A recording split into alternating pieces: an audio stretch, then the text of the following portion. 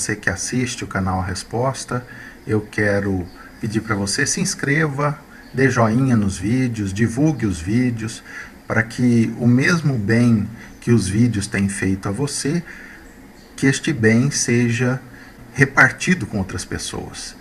E hoje eu quero com você ler o capítulo, ou parte do capítulo 5 do Evangelho segundo São Mateus, onde Jesus começa então o Sermão da Montanha. E está aqui, capítulo 5 do Evangelho de São Mateus, no versículo 1 diz assim: E Jesus, vendo a multidão, subiu a um monte, e assentando-se, aproximaram-se dele os seus discípulos. E abrindo a sua boca, os ensinava, dizendo: Bem-aventurados os pobres de espírito, porque deles é o reino dos céus. Então, a pessoa que talvez não entenda muito bem o que está sendo dito aqui, quando Jesus diz bem-aventurados, quer dizer felizes, você pode simplificar esse termo bem-aventurado por felizes, os pobres de espírito, porque deles é o reino dos céus. A pessoa pode não entender, né?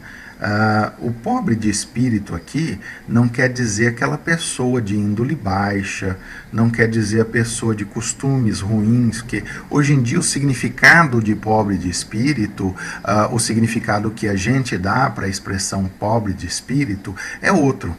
Hoje em dia nós chamamos de pobres de espírito aquelas pessoas que são mesquinhas, que são invejosas, né? Pessoas que têm aí uma série de desvios de conduta. Não, a palavra aqui está dizendo aquelas pessoas que no seu íntimo não sustentam nenhum sentimento de grandeza com relação aos demais. É aquela pessoa humilde na sua maneira de ser. É a pessoa que, mesmo tendo alguma posse, mesmo de repente até sendo distinta dos demais, por ter um pouquinho a mais do que os outros, ela não se sente assim, né? Então, o pobre de espírito é essa pessoa que está destituída de riquezas dentro de si. Né?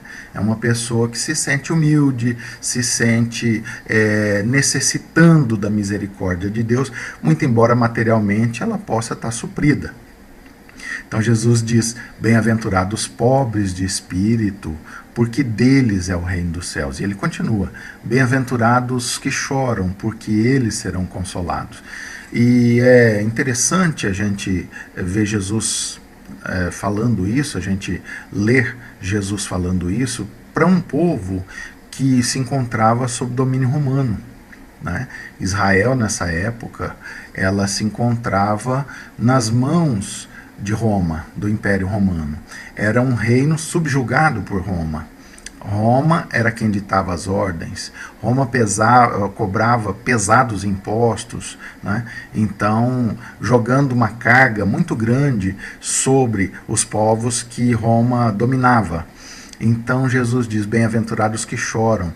Com certeza muitos ali tinham uma série de motivos para chorarem, porque a gente tem que lembrar aí que ele se assentou no monte porque a multidão se reunia em torno dele ali, ele começou a ensinar as pessoas. E aí então ele diz: bem-aventurados que choram. Uma nação que era subjugada, uma nação que foi independente desde a sua criação, né, desde que Davi começa a reunir as tribos de Israel ali e começa a se formar então um reino, e então cai sob domínio romano. Começa por aí, que este era um problema, que os israelenses ali, eles estavam acostumados à liberdade, e agora não, agora eles eram subjugados por uma nação muito maior, né?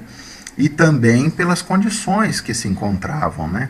Roma cobrava impostos das nações que ela dominava, e esses impostos eram pesados. O indivíduo trabalhava para se manter e quase que não dava conta. E se a pessoa não conseguisse pagar os impostos, então tinha os seus bens penhorados, poderia ser até vendido como escravo para pagar aquela pendência com o Império Romano. Então Jesus está falando, bem-aventurados que choram, porque eles serão consolados. Bem-aventurados mansos, porque eles herdarão a terra. Também aqui a gente precisa entender, né? Bem-aventurados, a gente pode trocar aí por felizes. Os mansos, aquele indivíduo que ele tenta resolver tudo na paz, é uma pessoa pacífica, uma pessoa do bem. É esse que é o manso. Também hoje em dia a palavra manso está associada a significados pejorativos. Não, mas aqui na palavra de Deus, o manso é aquele manso mesmo, é a pessoa que prefere um bom acordo ao invés de uma boa demanda, é a pessoa que caminha sempre o caminho do bem, quer tudo de acordo, quer harmonia, quer a paz e não o conflito. É um indivíduo que peleja, que luta de todas as formas para que as coisas sejam conduzidas de maneira a irem em paz, em harmonia, né? Então Jesus está dizendo, bem-aventurados mansos, porque eles herdarão a terra. E ele continua no versículo 6, bem-aventurados que têm fome e sede de justiça, porque eles serão fartos. E mais uma vez, uma nação que era subjugada por outra. Israel era subjugado pelo Império Romano. E aqui, com certeza, naquela época, quantas e quantas injustiças havia. Né? Desde injustiças de pessoas que eram mortas, porque naquela época a vida humana valia muito pouco. Né? Então o indivíduo podia ser morto por qualquer motivo. Injustiças sociais, as pessoas, haviam aqueles que eram muito pobres, muito embora pessoas trabalhadoras, mas muito pobres, e a qualquer momento podiam perder o pouco que tinham. Né? E aí vinham a passar fome e sofrer toda uma série de injustiças. Né? Então por isso Jesus diz aqui, bem-aventurados que têm fome e sede de justiça, porque eles serão fartos. E é claro que um discurso desse, se não fosse bem entendido, Jesus estava dizendo de um tempo futuro. Jesus não estava dizendo de algo que ia acontecer ali próximo daqueles dias. Não. Tanto que historicamente a gente pode ver que Israel ficou sob a dominação romana durante um tempo. E aí ele continua ainda. Bem-aventurados misericordiosos, porque eles alcançarão misericórdia. Bem-aventurados limpos de coração, porque eles verão a Deus. Bem-aventurados pacificadores, porque serão chamados filhos de Deus. Bem-aventurados que sofrem perseguição por causa da justiça, porque deles é o reino dos céus. E até hoje, se você resolve aplicar justiça no seu trabalho, ou aonde você estuda, ou até mesmo dentro da sua casa, né? Você tentar ser o mais justo possível, sempre alguém vai ficar descontente. Alguém vai acabar ficando descontente, porque muitas pessoas já se acostumaram a ser uma exceção à justiça. Eles querem um tratamento não um tratamento justo, mas um tratamento que excede a justiça. E aí você praticando a justiça, você vai em algum momento atropelar os interesses dessas pessoas. E com certeza vão te perseguir. Ser justo numa sociedade injusta, né, e com tamanho nível de injustiça, é sempre um problema muito grande. Né? Então Jesus está dizendo aqui, bem-aventurados que sofrem perseguição por causa da justiça, porque deles é o reino dos céus. Né? Então você tem N situações aí, se você dentro da empresa que você trabalha, se você está vendo alguém, né, roubando alguma coisa, e você for falar para a pessoa, fulano, se você não parar com isso daí, eu vou ser obrigado a levar esse caso adiante. E rapaz, você compra confusão, tá estabelecida a confusão. Você não pode ser justo se você vê um trabalho mal feito dentro de uma empresa, né? E você é de uma pessoa que está sob a sua responsabilidade. Você vai lá e fala, olha, infelizmente esse trabalho está mal feito, você vai ter que fazer de novo. Olha, na maioria das vezes a pessoa vai te olhar não como quem tem que prestar conta daquilo e precisa de um trabalho bem feito, mas como alguém que está o perseguindo, né? E aí você arrumou um inimigo. E aí você vai ter que tomar muito cuidado, porque dependendo com quem você lida, esta pessoa vai conseguir te perseguir, vai levar uma agenda de perseguição. Você pode achar que é exagero meu, mas infelizmente não é.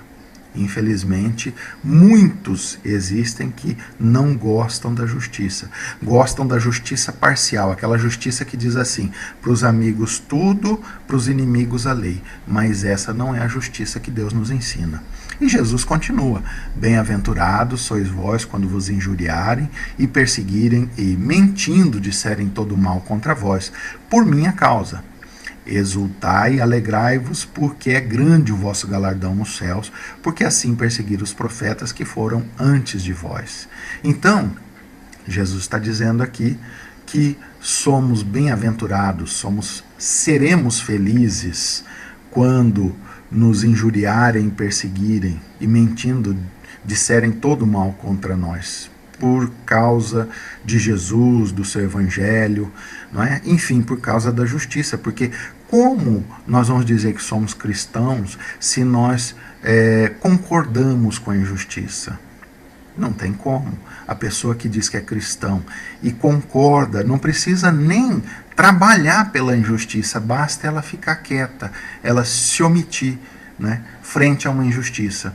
Ela está concordando com aquela injustiça. Então, na medida que a gente tentar pôr em execução uma justiça mínima, vão nos perseguir. Não dá para ser justo e preservar interesses injustos.